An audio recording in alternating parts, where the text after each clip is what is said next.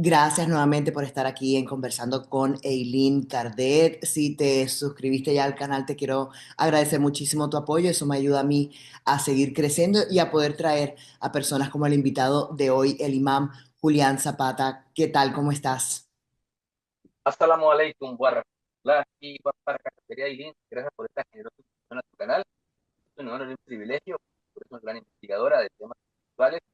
Y bueno, que todos estos temas tengan grandes repercusiones en nuestro continente, ya que América Latina y Iberoamérica es proclive a estos temas espirituales, místicos, no metafísicos.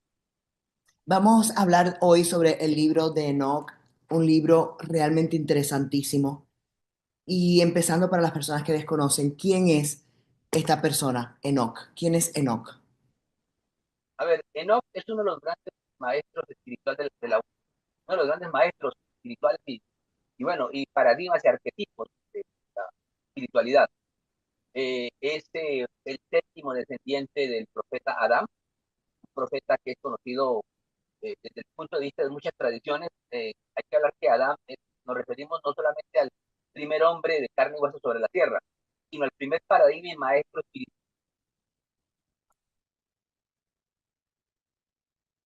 Antes de Adán, pues eh, hubo humanidades también, hay que aclararlo. Lo que estamos hablando es de una era, una última era, la era adámica, una era en la que estamos viviendo, que es la era adámica. Y en esa era adámica, unos grandes maestros, como el caso de Adán y Eva, grandes maestros venidos de las estrellas y perfectos, por supuesto, más allá del debate de su caída a la Tierra, es otro asunto, tuvieron millones de años en otros mundos, en las galaxias, en las estrellas, bueno, hombres de sabiduría, y uno de sus hijos famosos, de Adán y Eva, fue Seth, otro personaje que está relacionado con el conocimiento profundo, místico, espiritual. Y uno de estos descendientes famosos de Seth es nada más y nada menos que Enoch, séptimo descendiente de Adán, eh, por supuesto, padre de Matusalén, uno de los hombres más que vivió más tiempo sobre la tierra, y bueno, y bisabuelo de Noé, literal.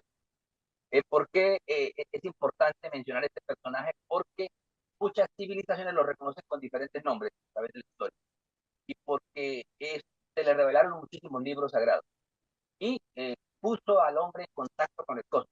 Es decir, el caso de Enoch, que todos saben en la Biblia que caminó con Dios, que no murió, y que se hace en algunas menciones muy pequeñas en la Biblia canónica, ¿no? Quiero hablar de la Biblia canónica establecida por la Iglesia Católica Romana o la Iglesia Católica Ortodoxa rusa o en general por la mayoría de iglesias en Occidente, en Oriente, a excepción de la Iglesia copta de Eritrea, de Etiopía, que tienen el libro de Enoch en sus Biblias, canon bíblico.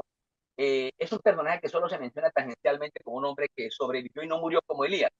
Pues bien, este personaje es el primer hombre que nos pone en contacto directo con las estrellas, con el cosmos, y bueno, y es un personaje pues que cuando se le lee pues nos sorprende porque eh, pues es un personaje, un maestro espiritual que nos habla de temas científicos como estrellas, nos habla de temas místicos esotéricos como los ángeles, nos habla de los ciclos de la historia, nos habla, bueno, nos pone en contacto con no solamente con temas puramente teológicos, sino con temas metafísicos y con el futuro de la humanidad, o sea, con el apocalipsis, con la lectura de las estrellas, del cosmos, es decir, es un hombre totalmente universal. O sea, cuando uno se enfrenta con el tema Enoch, o con el tema enoquiano, como llaman algunos, eh, trasciende las fronteras, este personaje trasciende las fronteras de lo religioso, de lo puramente dogmático, y ahí esté llamando la atención de la humanidad en los últimos tiempos, especialmente desde el siglo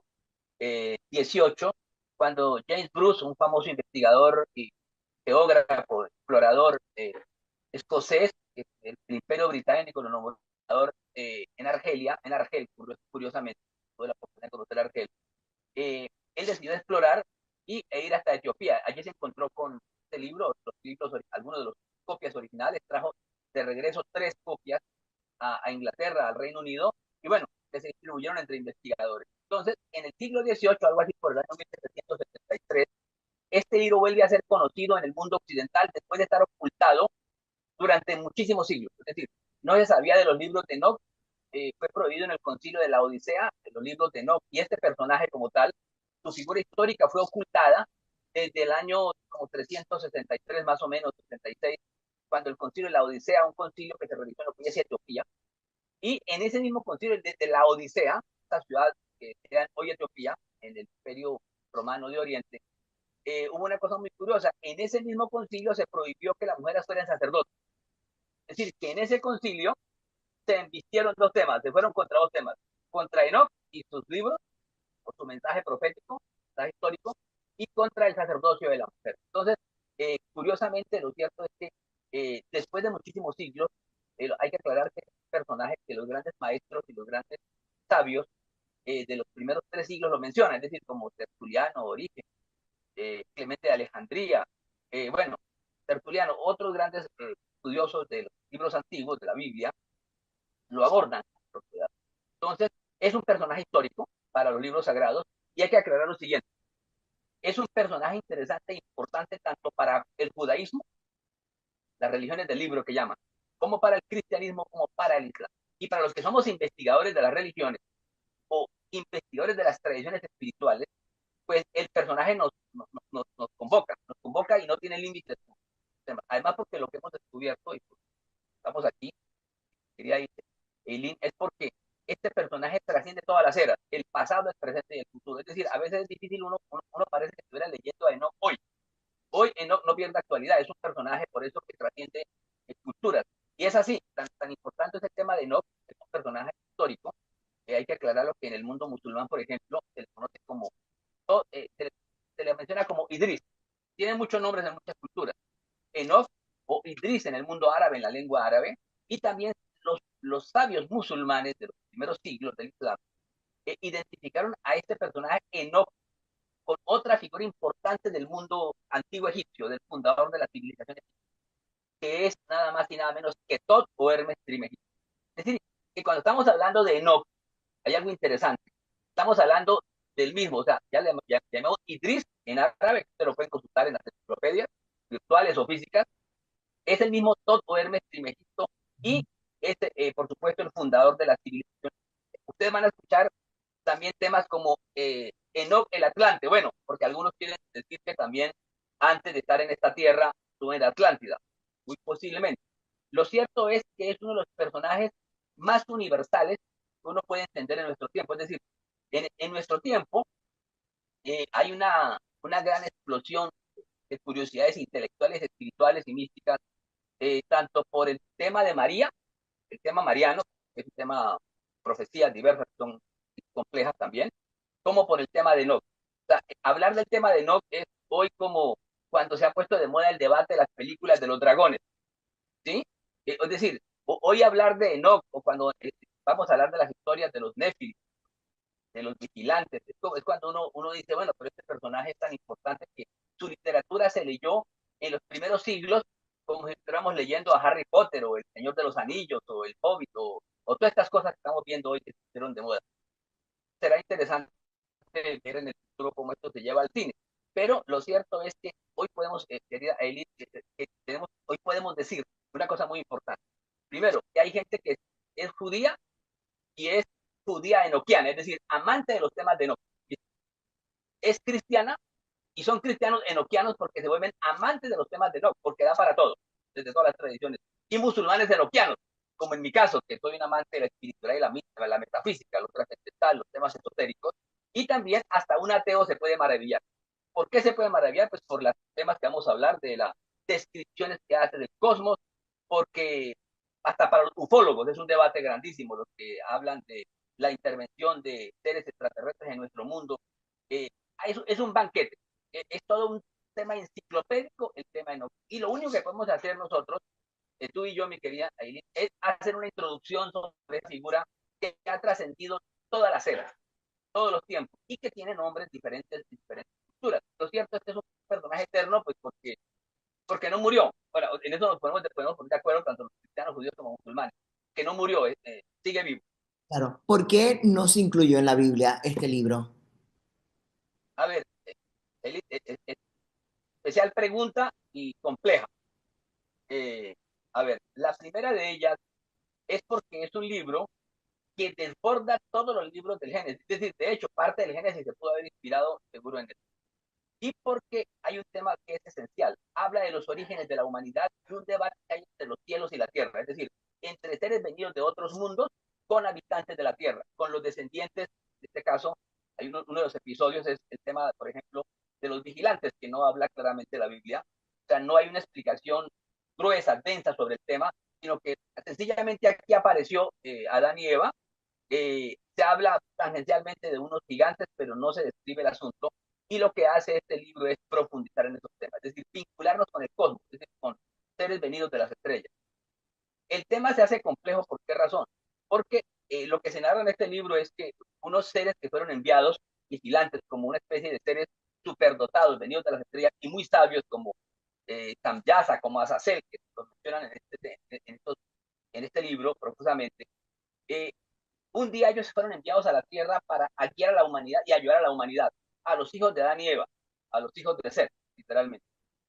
Pero estos seres dotados de muchísima luz y sabiduría quedaron literalmente prendados de la belleza de este mundo, pero sobre todo de las mujeres de este mundo, de las hijas de Adán y Eva, que se van multiplicando con las generaciones. Y uno se pone a preguntar, Iván, ¿y por qué estarían tan fascinados con las mujeres de su tiempo? Bueno, por una razón muy sencilla, porque Adán y Eva eran seres perfectos, eran seres bellos. Entonces era obvio que los hijos de Adán y Eva de entrada tenían que llamar la atención, eran súper bellas. Pero además de eso, pues tenían, me imagino que una naturaleza todavía más primigenia de su belleza celestial. Hay que recordar, y aquí viene un tema importante, que cuando a uno le hablan en el colegio de la teoría de la panspermia, de que la vida viene de los cielos, del cielo, en cometas o en meteoros, pues eso, pues sí, es una introducción muy sutil para no hablar de seres superiores o seres inteligentes, pero está claro que venían de las estrellas, Adán y Eva, y que se establecieron en este mundo llamado Tierra y fundaron una humanidad. Será otro tema de otras charlas, contigo si se puede, hablar de otras humanidades antes de Adán y Eva y Enoch, pero estamos hablando concretamente de este fenómeno. Entonces, llegaron unos personajes que se llaman los vigilantes, que todo indica, o así vienen, la palabra, estos vigilantes, parece que venían, según estudios más serios, venían de la constelación de Orión, una constelación que siempre ha fascinado al género humano y a todas las civilizaciones. De hecho, Robert de Bouval demostró, un especialista antropólogo, descubrió que la constelación de Orión y especialmente sus tres estrellas centrales, que se llaman los Reyes Magos o las Tres Marías, están en perfecta coordinación con las pirámides egipcias de Egipto, como también ocurre con México. Entonces, Orión tiene unas estrellas especiales y es una especie como de templo del cielo. En mi viaje hace poco a Chiribiquete, por ejemplo, descubrí que Chiribiquete es un parque natural y cultural de la humanidad, consagrado por la UNESCO hace algunos años, en la Amazonía. Es una especie de meca de la Amazonía. Se descubrió que estos lugares también están orientados, esa zona de Chiribiquete en la Amazonía, están Bello. orientados hacia Orión. Bueno, eso para explicar que todo esto que tiene que ver con Hermes, tiene que ver con Hermes o con Idris o con Enoch, también tiene su corroboración desde el punto de vista astronómico. Entre más conocemos el cosmos, más entendemos estos libros, que es el otro debate que nos plantea el libro. Entonces, lo que ocurrió fue muy lo sencillo. Algo muy importante es que cuando se cruzaron estos dos eh, estos seres superiores venidos de las estrellas, o sea, de planetas, de mundos, de estrellas, de Orión, se fascinaron con las hijas de Adán y Eva, y bueno, y decidieron pues tener relaciones íntimas con ellas, casarse con ellas, y surgieron una especie de seres gigantes que hay que aclararlo ahí de todo, buenos, malos, muy malos, etcétera. Y estos seres eran de tamaños superiores a los seres de la Tierra, en medida, en tamaño, y en conocimiento, y además, pues por supuesto, se salieron de control por su tamaño, por los recursos que consumían del planeta, y bueno, y porque realmente la humanidad, la orden que se le había dado a estos vigilantes era que ayudaran a la humanidad de la Tierra, la ayudaran en unos procesos evolutivos históricos determinados. Y lo que hicieron fue acelerar procesos. Es decir, y también cometieron dos errores. Además de cruzarse sexualmente con las mujeres de la Tierra, les dieron conocimientos que la humanidad todavía tenía que asimilar lentamente, es decir, temas que tenían que ver con la magia, la hechicería, la bruja, con el tema de la Claro. lectura de las estrellas, la astrología, es decir, es como cuando le damos y otros enseñando las artes de la guerra, armas, escudos, espadas, sofisticadas, bueno, estrategias de la guerra. Como cuando se le da a un niño un Lamborghini. Pues, si tú le das a un niño un Lamborghini o un Rolls Royce, pues lo destroza, sencillamente porque no lo va a poder manejar. Entonces, más que muchas, soy de los que pienso que más que el debate del cruce, que se dio híbrido entre estos seres venidos de las estrellas y los habitantes de la Tierra, las mujeres hijas de Adán y Eva, el debate fue el tipo de conocimiento que se empezó a ser transmitido. Y esto, por supuesto, llevó a un desorden de la Tierra, donde asumieron el control. Eh, los que nos gusta las religiones comparadas, la, la mística comparada, el esoterismo comparado, pues claro, aquí tenemos un tema importante. Y este tema de los gigantes, ¿sí? Hay otra cosa importante. ¿Por qué razón le preocupa tanto a la Iglesia Católica o a las iglesias o a ese cristianismo que se formó con el edicto de Milán en tiempos de Constantino en el siglo IV, en el año 325, 425? ¿O por qué le preocupa tanto lo que pasó a los que establecieron el canon bíblico en el concilio de Nicea, el primero que estableció la Trinidad y todos estos temas? Por varias razones.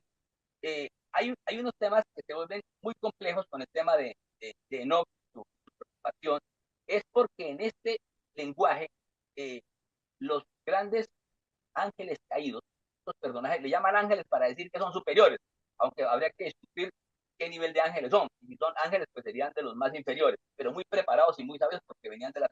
Y fueron 200, ¿no? 200 en Sí, total los que sí, vinieron. 200, pero pudieron haber sido porque tenían legiones. 200, pero jefes. Ya. 200 jefes de legiones, de ejércitos. Es decir, esto podemos hablar que pueden ser 200.000 o 200 millones. O sea, el número es mucho más grande, por supuesto, porque venían en legiones de las tres.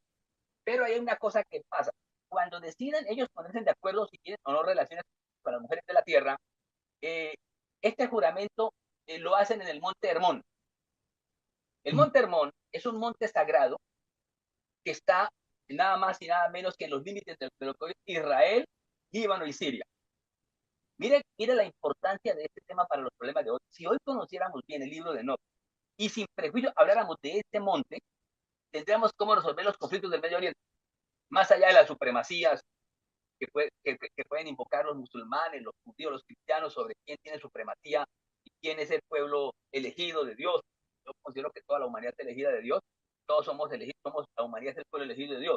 Siempre habrá pueblos especiales en cada era y cada época, eso es cierto, ¿no? ¿Sí? Hoy en día Estados Unidos se considera, invoca para ti, por ejemplo, un estatuto especial, ¿sí? Invoca para ti ciertas prerrogativas sobre otras naciones.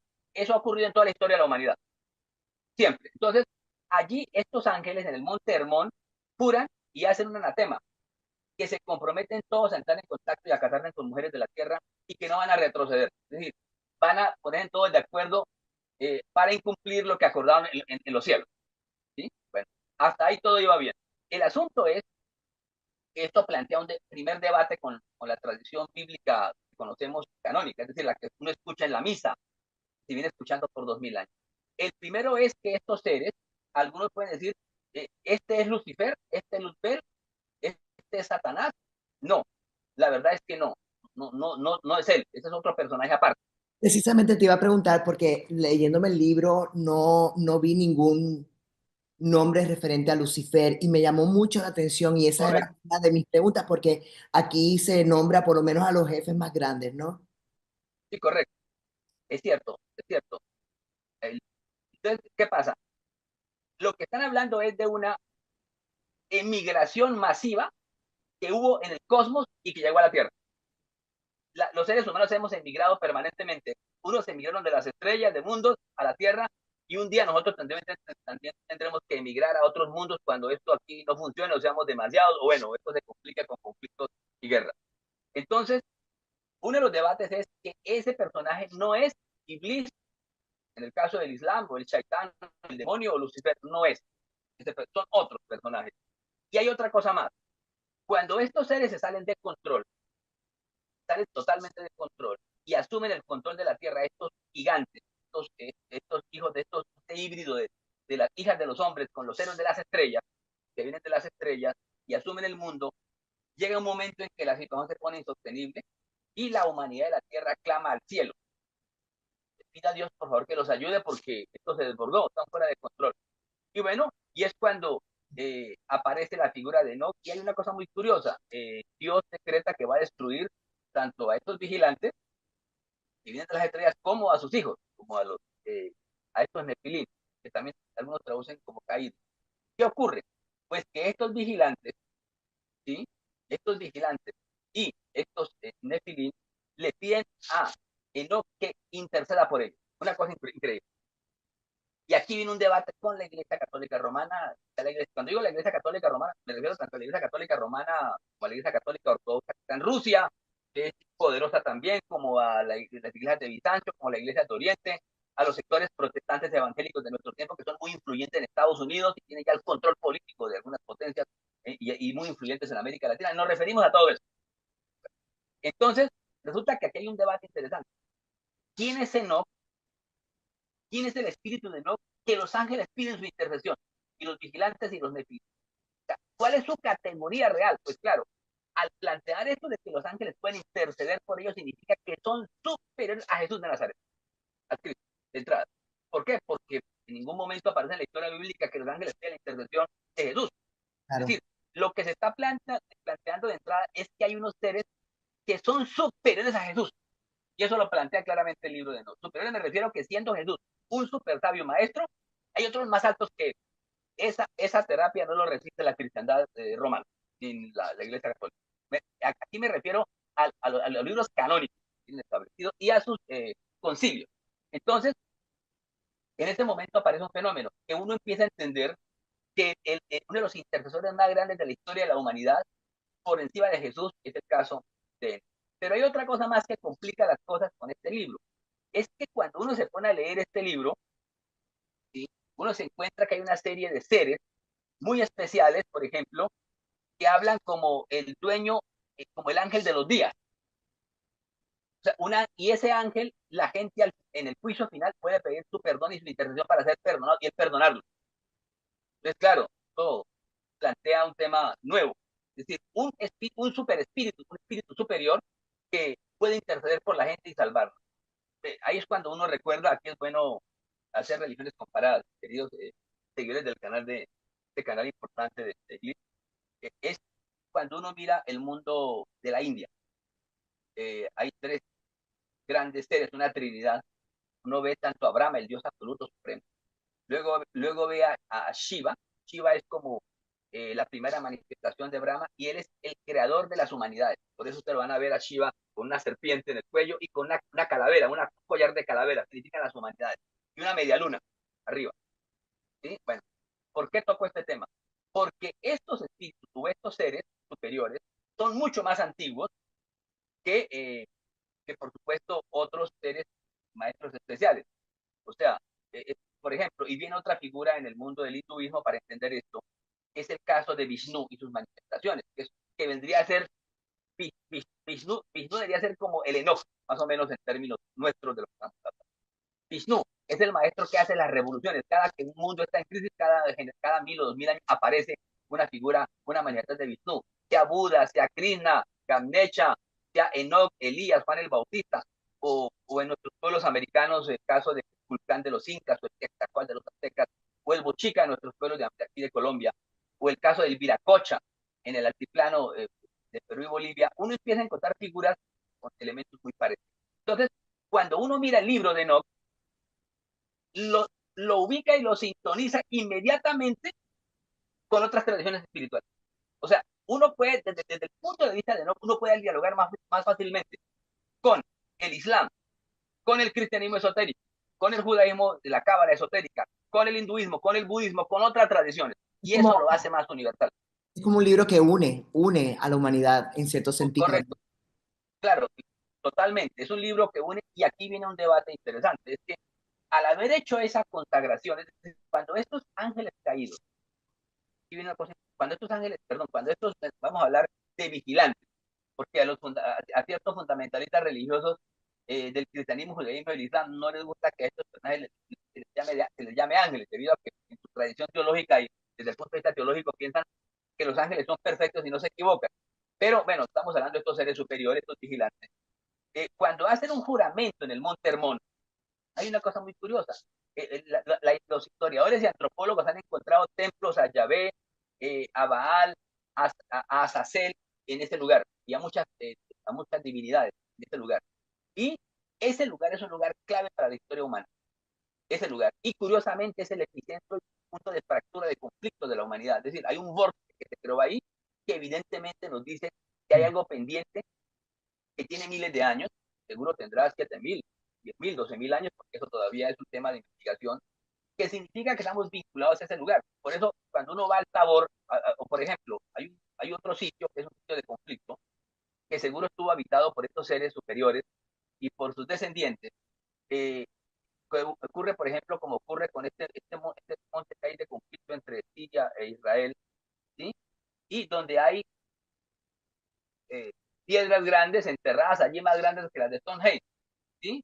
Entonces, hay una cosa muy importante. En ese lugar, los nefilim, estos gigantes, como los vigilantes y sus hijos y la humanidad ha jugado un papel fundamental de confrontaciones y también de encuentros. Y hay una cosa más que no hay que perder de vista. Cuando uno mira la historia espiritual de la humanidad, o sea, seres venidos del cielo que se unen con seres de la tierra, hay que recordar el mundo griego. Ustedes recordarán un episodio curioso de cómo surgen los titanes, que son igual, serían estos nefilim. Los titanes en el mundo griego surgen de la unión de Urano, que es el cielo, con Gaia, la tierra, la diosa Gaia, la tierra. Y ahí surgen los titanes. De hecho, hay una batalla histórica para quien controla el Olimpio y para derribar a Urano en tiempos de los Olímpicos, de Zeus y sus hermanos. Y hay una cosa muy curiosa, es que uno puede encontrar fácilmente que las figuras que se han puesto de moda en el cine, como el caso de Perseo, es un personaje totalmente un gigante, o el caso de Heracles, de Hércules. Y en el Corán hay una ciudad que se menciona en las páginas del Corán que se llama la ciudad de Eram, Eram de las columnas gigantes, de hombres que tienen mucha fuerza, gigantes, y que tuvieron un profeta que se llama Hud. Investigaciones que se han hecho en lo que es Arabia, Arabia Saudita, en la parte siria, están por descubrir y se saben que hay por tomas satelitales y por, bueno, una cantidad de procedimientos para estudiar el suelo que hay, que tiene ya la ciencia, de que hay vías de miles de kilómetros construidas debajo de la tierra, en el desierto. Y la pregunta, ¿quién hizo todo esto? Pues evidentemente, y se habla, los antepasados, hace las leyendas hablan de gigantes que lo hicieron. Pues por supuesto, son estos gigantes. Entonces, no es, solo hay que mirar el libro Las Mil y una Noches. En Las Mil y una Noches, Claro, los que sí. nos gustan Las Mil y una Noches, pues por Quesada, por qué tal este libro. Hay personas que dicen que sí se han encontrado cadáveres de seres gigantescos. No sé si Sí, usted, o sea, si crees en eso o no. bueno, por supuesto que sí. No es sino que recordaron a un famoso cronista, creo que se llamaba eh, Díaz, un cronista que vino con Hernán Cortés y que conquistó México. Uno de ellos, de apellido Díaz, un cronista, narraba que a Hernán Cortés le mostraron unos fémures, un fémur gigante de gigantes, y que tenían el tamaño casi de una persona. O sea, el solo fémur tenía algo así como 150 centímetros. Entonces, la historia narra que Hernán Cortés envió esto al rey de España. ¿Sí? Lo que pasa es que el tema es muy complejo porque hay muchos descubrimientos arqueológicos, hay descubrimientos antropológicos que que están clasificados, porque esto cambia los discursos religiosos y hay que recordar que muchas naciones tienen origen religioso.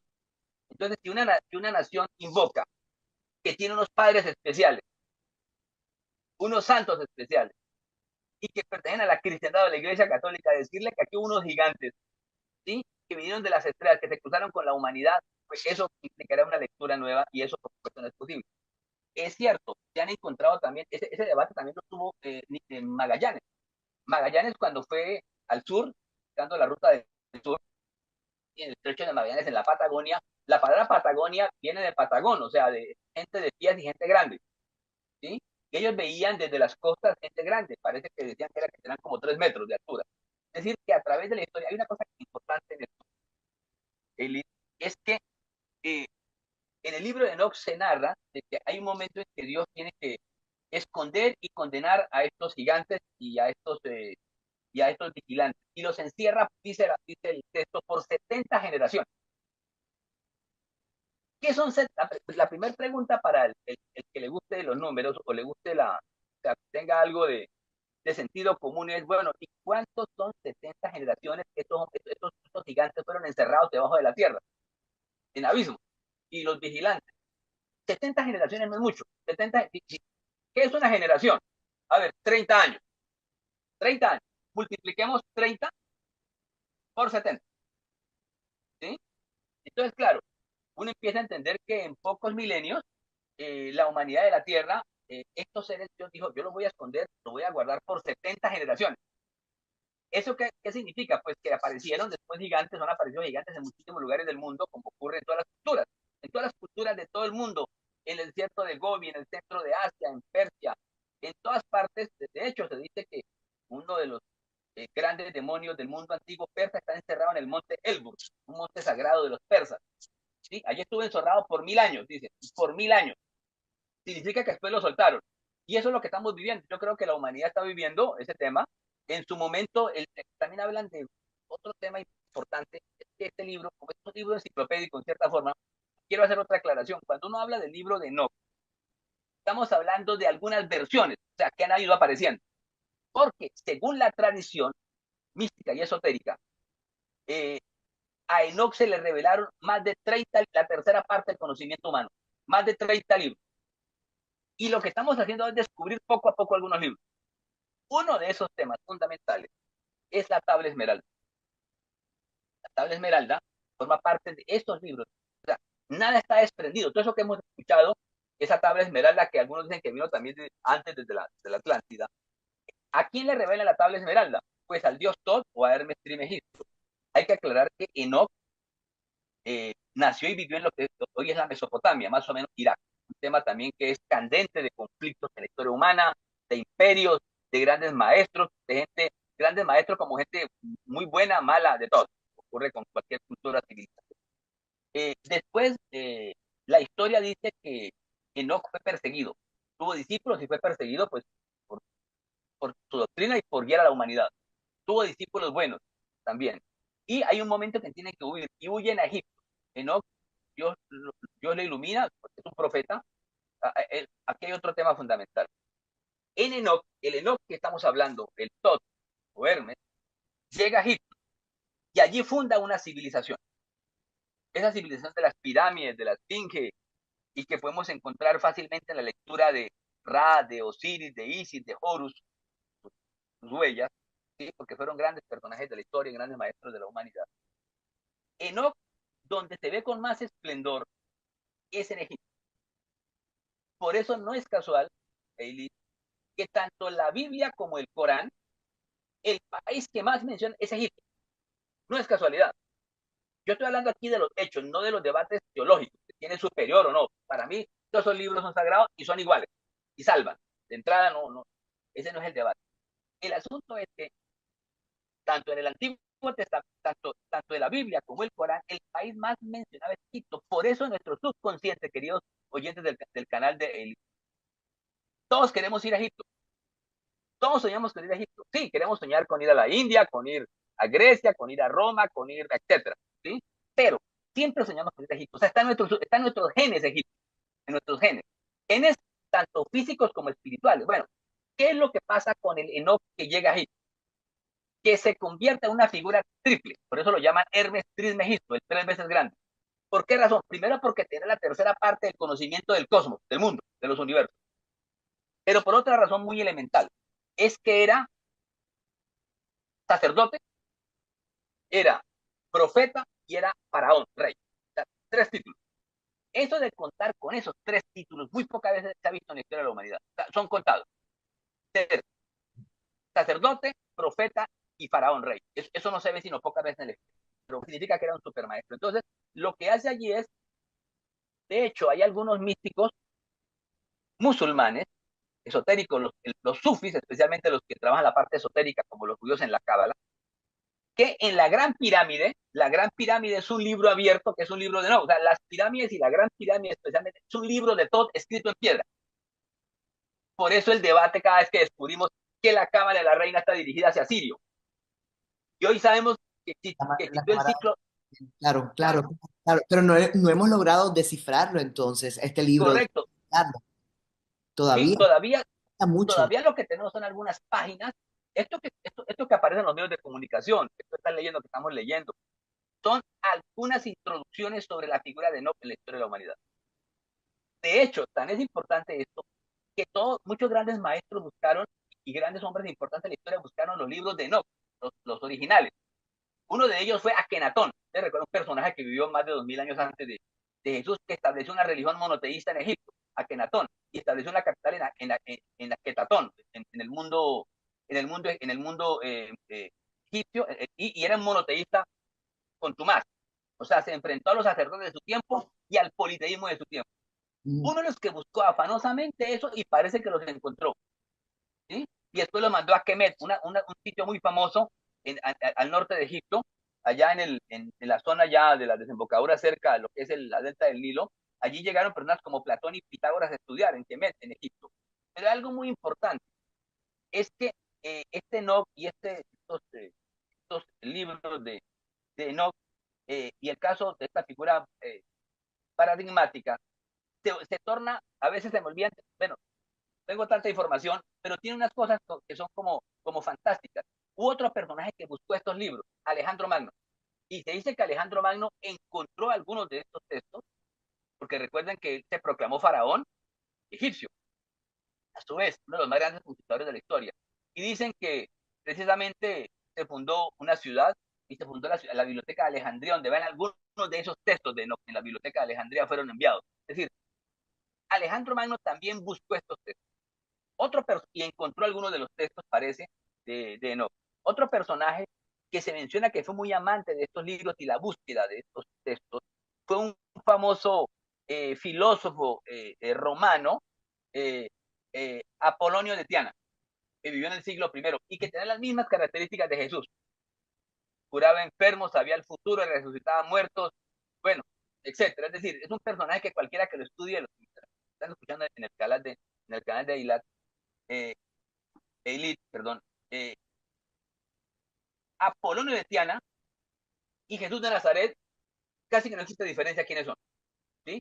Entonces, además, fueron perseguidos por el emperador Nerón, y es una figura que estuvo viajando por Persia, por Egipto, por la India, etcétera. Bueno, menciono esto porque este personaje se encontró una vez en un antiguo templo griego, eh, que debajo de los pies de Minerva, ¿sí? De la diosa de la sabiduría, había una entrada que tenía túneles, y se encontró debajo de estos lugares, de estos túneles, se encontró con un anciano que le dijo que construyera una lámpara de cristal para iluminar y para poder saber qué había en el interior.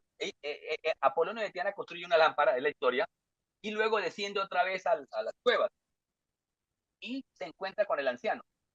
Y el anciano, eh, Apolonio le pregunta al anciano que quién es, y le dice el anciano Apolonio de Tiana, le dice, yo soy tu naturaleza perfecta. ¿Sí? Y bueno, y le dice dónde encontrar algunos de los textos. Otro personaje que fue muy estudioso de estos libros de la tabla esmeralda, y que influyó muchísimo en la historia de la humanidad, fue nada más y nada menos que Isaac Newton. O sea, Isaac Newton Él tiene era unos místico, textos escritos ¿verdad que sí? de esoterismo Ujú. y Es sobre la tabla esmeralda y sobre alquimia y estos temas, que sobre física. increíble, ¿Sí? ¿verdad? Entonces, bueno, la verdad es que muchos personajes han estudiado los libros algunos de los textos de Hermes, y solo tenemos una información hasta ahora tangencial de esos textos. La pregunta es si la Iglesia Católica Romana, si los sectores fundamentalistas, tanto católicos, musulmanes como judíos, u otros, pueden estar asustados solamente por esto que ha aparecido, o estar sorprendidos, o por lo menos no saben cómo asimilarlo, la verdad.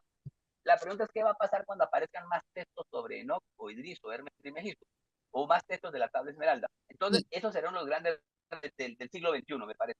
y Magnus, no solamente eso, sino que se ha dado como que yo estoy relacionada con muchas personas que tienen una curiosidad muy grande por las tablas de Esmeralda, por el libro de Enoch, por todo este conocimiento, como que se está dando la necesidad del ser humano de retomar toda esta sabiduría que se perdió o a propósito nos la negaron, ¿no? Tenía una pregunta porque dijiste que cada 2000 años viene un avatar. y como que toca, ¿no? Y también en el libro de Enoch se habla de las profecías del final de los tiempos. ¿Están relacionadas estas dos cosas?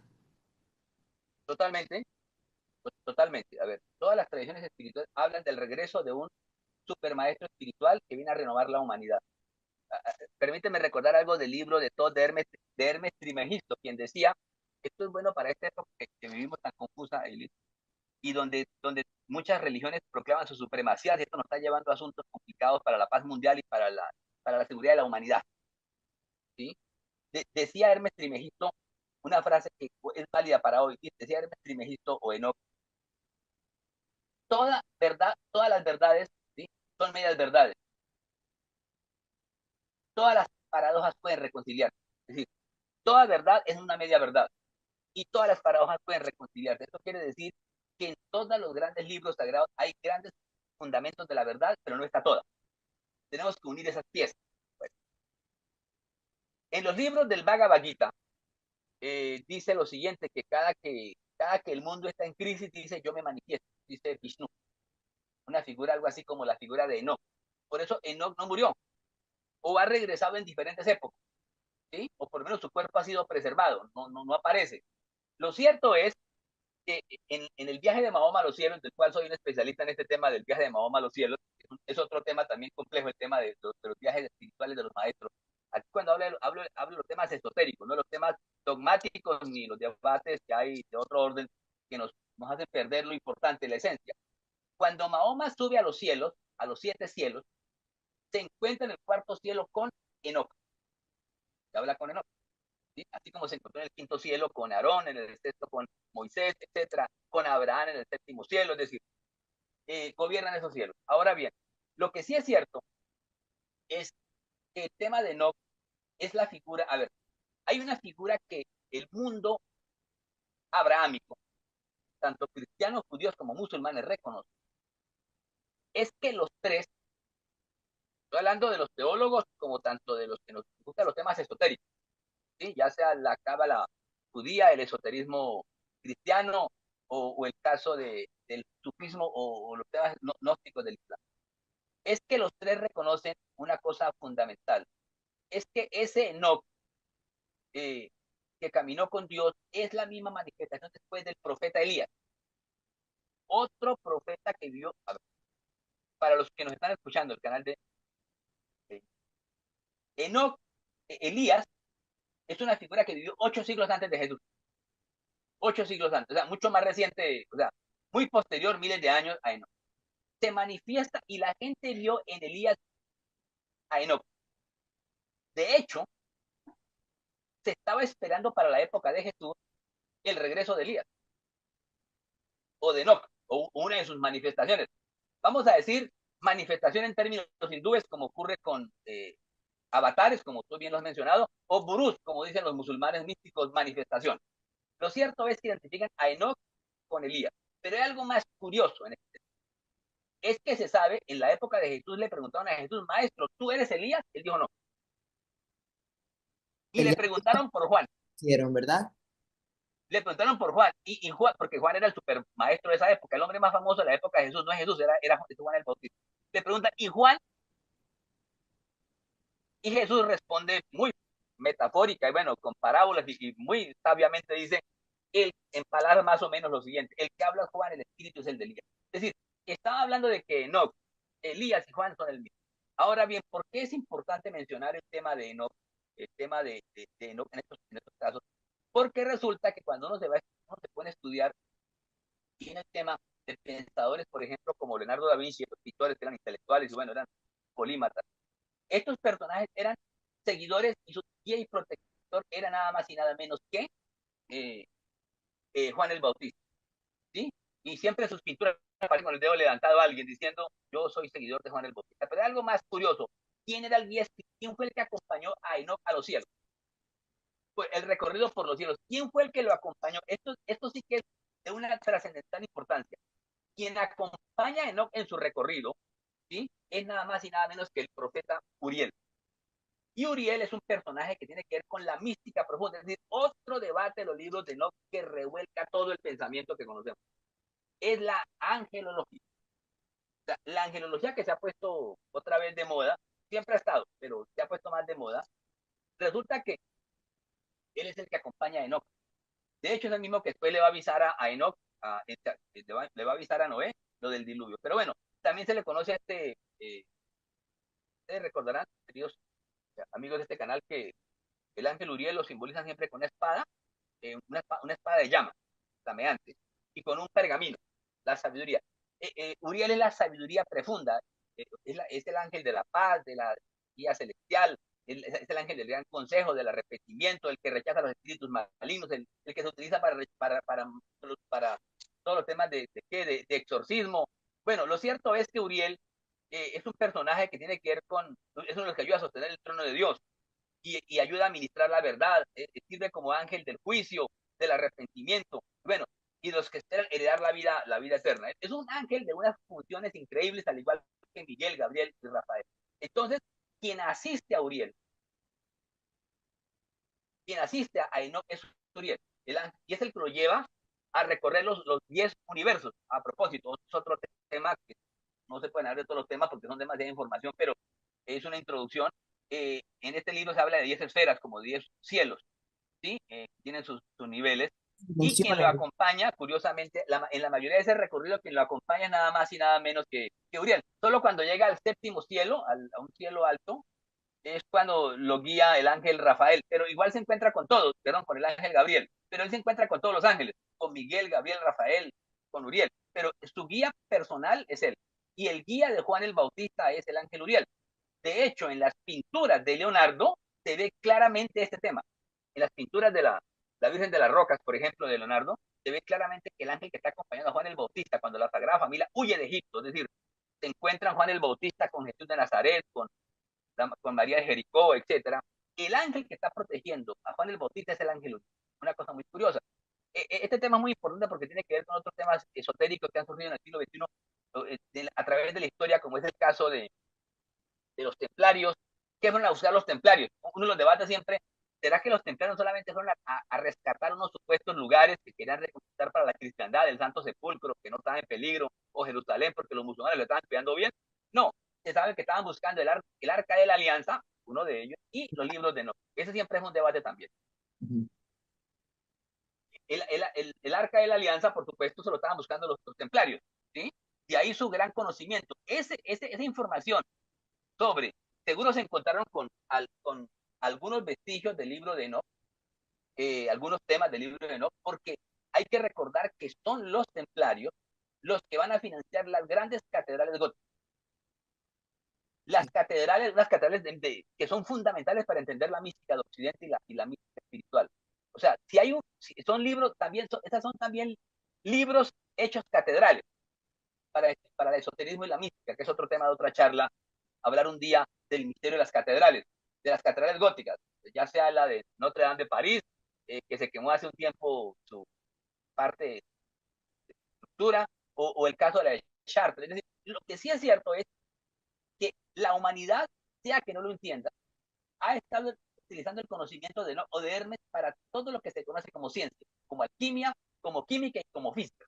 Además, porque el libro de Enoch explica cómo funciona el cosmos, las estrellas. Dicen que ven al sol, la luna, ven a las estrellas tiradas como por carros, por Sí, ángeles, pues, y todo tienen fluye. habitantes, Sí, sí, sí. y tienen mundos. El asunto es que nos muestran a un mundo habitado. Es decir, hoy en día es complicado uno sentarse a hablar con los teólogos, ya sean musulmanes, cristianos o judíos en general, que tengan ellos certeza de que existe vida en otros mundos. Mientras que el libro de Enoch de entrada lo establece. Hay vida en otros mundos. O sea, el tema de la ufología da para todo. Ahora bien, uno de los temas centrales que tiene que ver la cosmovisión de Enoch es el hecho de que hoy Enoch salva. O sea, si alguien invoca a Jesús para ser salvo, seguro se salva. O a Moisés, ¿sí? O a Abraham, o a los ángeles, o a María, y también Enoch. Hoy Enoch regresó para quedarse. O sea, ya no es posible. Y ese Enoch, permiten, es una cosa importante, ese Enoch es, en últimas, la manifestación de lo que llaman las manifestaciones de Enoch en la historia, son las manifestaciones que habla el mundo hindú de Vishnu. Ujú, literalmente, sea Krishna, sea Buda, sea Ganesha, sea estos grandes personajes. Lo mismo que las manifestaciones de la Madre Universal. O sea, Isis es una Madre Universal, el eterno femenino, y esa madre se ha manifestado a través de la historia. Es la misma Eva, es la misma Ishtar del mundo babilónico, es la misma Astarte de los fenicios, es la misma María nuestra Madre María que tenemos como Madre María y Salvadora, y Reina de los cielos, es la Fátima del Islam. Entonces, estas figuras universales han regresado. ¿Qué es lo que nos permite el libro de Enoch? Tomar conciencia de esto. Que el libro de Enoch nos permite romper un poco los esquemas rígidos de las tradiciones religiosas, es decir, de los cultos religiosos y los temas rígidos de los dogmas religiosos, establecidos tanto por cristianos, judíos o musulmanes especialmente. O sea, los hace más flexibles al debate.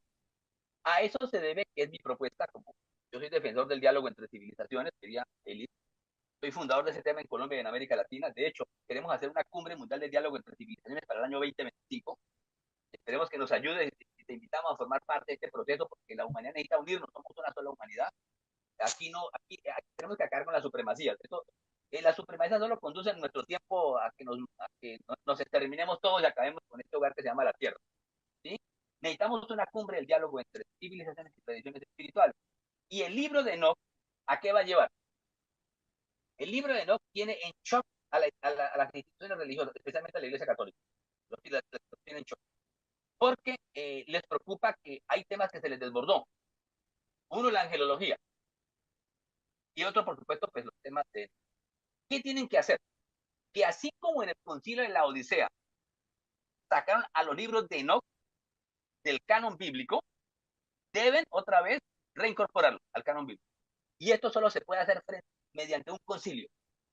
Un concilio donde se convoca a los obispos del mundo. Así que, y el último concilio, por ustedes saben, todos los que nos están escuchando, el último concilio se dio en el año 64, 65, 66, el concilio Vaticano II, que fundó el Papa Juan XXIII. ¿Quién va a convocar un concilio de esa naturaleza para hablar de temas como ese? Como por ejemplo, los libros de Enoch, porque en el momento en que se convoquen los libros de Enoch y se invoquen, de entrada la teología católica va a y, cambiar y radicalmente. mayoritariamente cristiana va a tener que aceptar otro tema, seres de otros mundos. Ya será otro debate cómo nos comunicamos o es otro asunto diferente, pero ya no será un secreto decir oficialmente hay seres que vienen de otros mundos de las estrellas y el espíritu que nos está mostrando esto, el maestro que nos está mostrando esto es Enoch. De hecho, quien guía el cosmos, quien guía las estrellas y conoce los nombres de todas las estrellas, por supuesto, y conoce los nombres de todos los guías espirituales del cosmos, de las estrellas, que ahora el Hubble nos está mostrando espectacularmente, o el James Webb, este famoso supertelescopio que mandaron los norteamericanos y que han hecho cosas espectaculares de descubrimientos científicos. Quien conoce el nombre de todas las estrellas es Uriel y que se las enseña a Enoch. El nombre de todas las estrellas, sus guías espirituales. Bueno, aquí viene otro asunto. Es que este libro de Enoch habla de que hay seres que están en el sol. Habla de habitantes del sol, lo menciona, y habla pues de ángeles que protegen el sol. ¿Sí? Lo mismo los planetas. De hecho, hay una religión, y que tiene que ver con Enoch, que en tiempos de los libros abrahámicos era muy famosa, se llamaba los sabeos de Harram, una religión que los sabeos fue una religión que tenía una predilección especial por los ángeles y por los habitantes de otros mundos. O sea, tener un culto especial a Venus, Mercurio, Júpiter, Saturno, etcétera, e invocaban los guías espirituales de estos planetas. Bueno, esto también tiene que ver con la astrología. De hecho, Enoch es uno de los fundadores para la humanidad de la astrología. De la astrología, de la astronomía, de la alquimia, todo eso. Por eso es tan importante Enoch. Enoch es un personaje sin límite para el pensamiento humano y un guía espiritual para toda la humanidad. De hecho, por eso es que puedo decir con orgullo, yo soy enoquiano, ¿sí? Esto tiene que Independientemente de tener qué una religión segunda tenga. parte. Esta entrevista tiene que tener una segunda parte. Se nos está acabando el tiempo y me gustaría que tocara por lo menos la parte esa del libro del final de los tiempos y si tal vez los estamos empezando a vivir. Bueno, cuando hablamos del final de los tiempos, hay que aclarar que la era adámica, en líneas generales, como última humanidad de la Tierra, es un ciclo más corto que el de las anteriores humanidades, de entrada. ¿Sí? Y eso, por eso todos los procesos se están acelerando.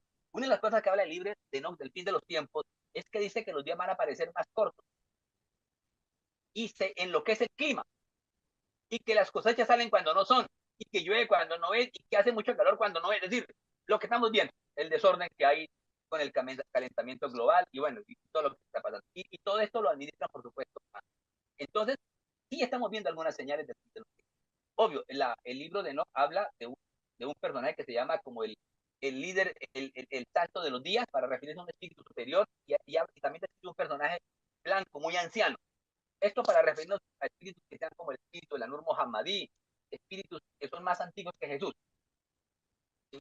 Y hablan de un personaje que se llama, pues, como el hijo, eh, sí, como el hijo eh, de Dios, o sea, algo parecido al hijo de Dios, eh, al hijo del hombre, pero concretamente.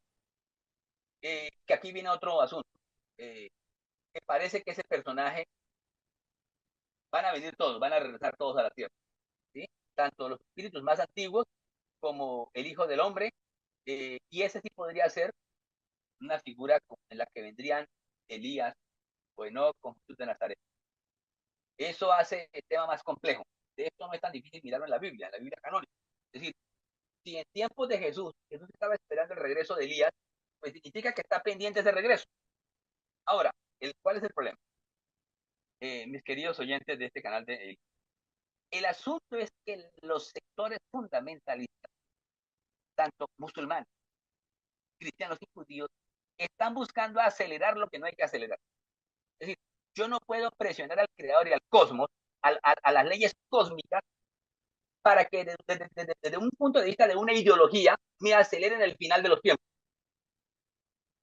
No puedo hacer eso. No puedo hacer eso porque esto tiene que ver con leyes cósmicas, con los ángeles.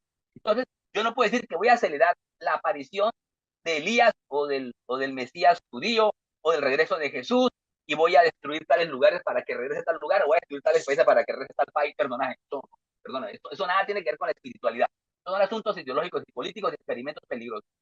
Ahora, si me preguntan, como un modesto investigador que vengo trabajando mucho, más de 50 años en este tema, ¿cuándo podría estar ubicado el final de los tiempos? Es decir, ¿cuándo posiblemente podría ser el regreso de este guía de los días, protector de los días, o el hijo del hombre, o estos personajes, llámese Vishnu, llámese Elías, llámese Jesús de Nazaret, estas grandes figuras? ¿En qué época estaríamos ubicando esto? Yo tendría que decir que deben pasar en mi opinión personal, por lo menos un par de siglos. ¿Por qué un par de siglos? Porque la humanidad todavía le falta demasiado por investigar. Uno de ellos, no conocemos los mares. Lo que conocemos de los mares es menos del 10%. Es decir, conocemos más del espacio que de la Tierra, que los mares. Y lo que está diciendo el libro de No se descubrió hace poco. ¿Qué se descubrió ahí? Que hay otros océanos debajo de estos océanos. Hay más agua además de los océanos que vemos. Es decir, el libro de No menciona esos temas. Y dice que se fueron al abismo muchos de estos personajes, de estos vigilantes y sus gigantes. Y hablan de Behemoth y el Leviatán, que se van a manifestar al final de los tiempos. Todavía eso no lo hemos visto. Eso todavía está pendiente. Ahora bien, o el Cis, una figura alada, como un ave, puede tapar hasta la luz del sol. Bueno, ¿por qué razón hay que esperar por lo menos unas 5 generaciones? Yo calculo, como decir de nuestra época a Bolívar o a Napoleón o a Washington, ¿no? O a Jefferson, en distancia de tiempo. Porque nos falta descubrir primero, evidentemente, seres en otros mundos. Nos falta conquistar algunos planetas, la Luna, Marte y nuestro vecindario, conocer mejor el cosmos, porque eso está ahí no porque sí, está para ser explorado por el hombre y estudiado por el hombre. Y fuera de eso nos falta pulirnos demasiado espiritualmente, somos demasiado rudimentarios. ¿Sí? Somos todavía en términos espirituales, somos bastante adolescentes. Somos unos adolescentes jugando con armas nucleares todavía. Eso no es posible en un mundo espiritual superior. Entonces, la humanidad de la Tierra, para que pueda pasar a otro estadio superior y haya un juicio donde haya un juicio final, se necesita que la humanidad de la Tierra, un porcentaje importante despierte. Y no nos vamos a decir mentiras. Estos canales como el tuyo, nuestras investigaciones o los que trabajamos en estos temas, somos menos de un 10% de la humanidad. Menos. Y de ese 10%, que nos gustan estos temas, que exploramos, buscamos la verdad, solo un 3% actúan o actuamos. Entonces la pregunta es, ¿con este porcentaje podemos transformar la humanidad? No, sería un desastre. No creo. Nos falta todavía un par de siglos además otro factor que nos falta. No sé si me estás escuchando, Ili, ¿me estás escuchando? Sí, sí, perfectamente. Pero yo sí creo que cada día más personas sí le están interesando este tipo de temas. O Cierto, sea, este tipo de cierto. temas hace 10 años, experiencias cercanas a la muerte, temas místicos, no se hablaban, ¿no? Y ahora es como que hay sed de este tipo de información. Por lo menos Claro, a 8 mí, mil por millones, eso abrí el 8 canal. mil millones de seres humanos somos de la Tierra, de esos 8 mil, y si decimos que el 10% han despertado, eso significa 800 millones. Eso es harta gente. Lo que pasa es que nos falta más para salvar el planeta. Y lo cierto es que estos libros solo nos hacen tomar más conciencia de nuestro papel en el cosmos. ¿Sí? ¿Por qué? Porque el libro de Enoch nos toca unos temas terribles. Dice que hay estrellas y mundos que no cumplieron su ciclo y que se fueron a un abismo. No, y Acá hay hay algo mucho que importante. preguntarle, porque vamos a suponer, el concepto de Dios en este libro es un Dios vengativo. Ese es otro tema. Me promete que va a regresar, ¿verdad? Para una, otra Sí, entrevista. seguro. Porque Sí, seguro que siempre aquí yo puedo ahondaremos en hablar de otros temas nuevos. 10 entrevistas o mucho más, ¿no? Es infinito. Las personas que se quieran comunicar contigo, Imán Julián Zapata, ¿dónde lo pueden hacer? Bueno, primero les doy mi contacto y mi teléfono. Mi teléfono en Colombia, ustedes saben, el código de Colombia es 57, ¿sí? 57. Y mi número de móvil, mi teléfono es 310-297-6381. 310-297-6381. Me pueden ubicar directamente mi WhatsApp, mi teléfono. Y bueno, y tengo un canal que se llama Islam 360 grados. Y bueno, y ustedes pueden buscar mi nombre en las redes y encontrarán algunas entrevistas. Bueno, y Ya hay sería agradecido, muchas mi entrevistas. querida, Ahí se me frizó. mi No, ya. querida Bueno, muchísimas Lili, por gracias. esta presentación. Yo voy a Muy complacido, muy feliz por esta entrevista. No, el placer es mío, de verdad que aprendí, estuve súper fascinada con todo el conocimiento, es impresionante, se ve que son décadas de estudios de religiones comparadas y es una sabiduría impresionante, así que espero de nuevo poder conversar contigo o por lo menos escucharte en este caso. Gracias, Gracias, Eli. Y a gracias, todos tus oyentes, éxitos en esta vida y en la otra. gracias. Bendiciones. Y bueno, hasta la próxima, gracias.